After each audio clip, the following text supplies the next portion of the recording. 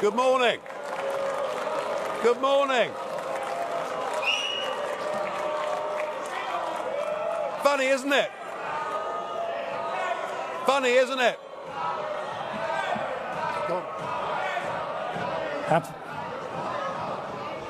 Thank you very much for that very warm welcome. How things have changed. Just a second, Mr. Farage. Ladies and gentlemen, one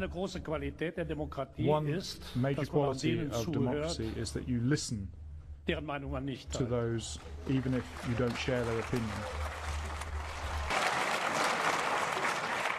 Well, thank you, Mr. Schulz. Isn't it funny?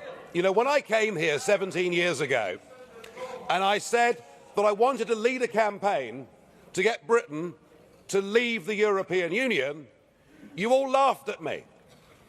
Well, I have to say, you're not laughing now, are you? And the reason you're so upset, the reason you're so angry, has been perfectly clear from all the angry exchanges this morning. You, as a political project, are in denial. You're in denial that your currency is failing. You're in denial. Well, just look at the Mediterranean. No. As a policy to impose poverty on Greece and the rest of the Mediterranean, you've done very well. And you're in denial over Mrs. Merkel's call last year for as many people as possible to cross the Mediterranean into the European Union has led to massive divisions between countries and within countries. But the biggest problem you've got, and the main reason the United Kingdom voted the way that it did, is you have, by stealth, by deception, without ever telling the truth to the British or the rest of the peoples of Europe, you have imposed upon them a political union. You've imposed upon them a political union. And when the people in 2005 in the Netherlands and France voted against that political union, when they rejected the Constitution, you simply ignored them and brought the Lisbon Treaty in through the back door. What happened last Thursday was a remarkable result. It was indeed a seismic result, not just for British politics, for European politics, but perhaps even for global politics too, because what the little people did, what the ordinary people did, what the people who have been oppressed over the last few years and seen their living standards go down, they rejected the multinationals, they rejected the merchant banks, they rejected big politics, and they said, actually, we want our country back, we want our fishing waters back, we want our borders back, we want to be an independent, self-governing, normal nation, and that is what we have done, and that is what must happen. And in doing so, we now offer a beacon of hope to Democrats across the rest of the European continent. I'll make one prediction this morning. The United Kingdom will not be the last member state to leave the European Union. So the question is, what do we do next? Now, it is up to the British government to invoke Article 50. And I have to say that I don't think we should spend too long in doing it. I totally agree, Mr. Juncker, that the British people have voted. We need to make sure that it happens. But what I would like to see is a grown-up and sensible attitude to how we negotiate a different relationship. Now I know that virtually none of you have ever done a proper job in your lives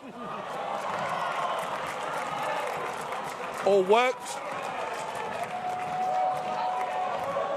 worked in business or worked in trade or indeed ever created a job. But listen, just listen. Herr Farage, Augenblick. Mr. Farage, just a second. Ladies and gentlemen, I do understand that you're getting emotional, but you're acting like UKIP normally acts in this chamber, so please. Kopieren Sie sie nicht, Herr Farage. Ich will Ihnen allerdings eins sagen. Ihre Äußerung, Farage, however, I would say dass one die thing to Kollegen hier you. in diesem Hause niemals einen ordentlichen Job gemacht hätten, The die fact müssen that nicht von you're sich auf andere claiming schließen. Das nobody geht has so done nicht. a decent job in their life, you can't really say that. I'm sorry. No, you're quite right, Mr. Schulz. UKIP used to protest against the establishment, and now the establishment protests against UKIP. So something has happened here. Let us listen to some simple, pragmatic economics. We, between us, between your countries and my country, we do an enormous amount of business in goods and services. That trade is mutually beneficial to both of us. That trade matters. If you were to decide to cut off your noses, to spite your faces, and to reject any idea of a sensible trade deal, the consequences would be far worse for you than it would be for us. And even no deal is better for the United Kingdom than the current rotten deal that we've got. But if we were to move to a position where tariffs were reintroduced on products like motor cars, then hundreds of thousands of German workers would risk losing their jobs. So why don't we just be pragmatic, sensible, grown up, realistic, and let's cut between us a sensible tariff-free deal, and thereafter recognise that the United Kingdom will be your friend, that we will trade with you, we will cooperate with you, we will be your best friends in the world. But do that, do it sensibly, and allow us to go off and pursue our global ambitions and future. Thank you.